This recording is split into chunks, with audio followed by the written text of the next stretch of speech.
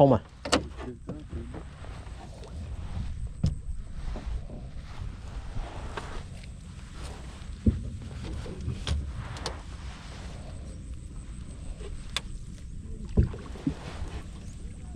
Ơi. Đó, có một bạn đâu đâu.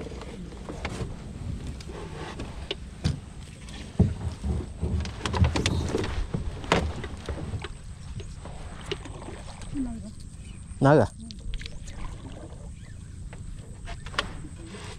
Hả? Prahat. Prahat. Không nơi đã. Con nào này?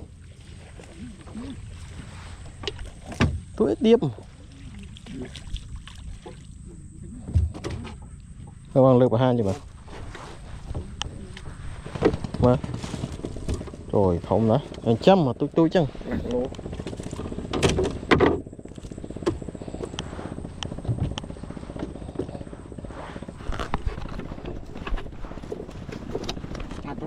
Chạy tới khăm.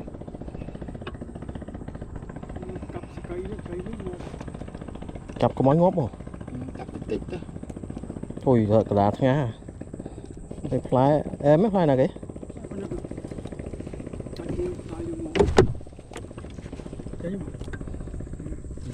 Mối ngốp.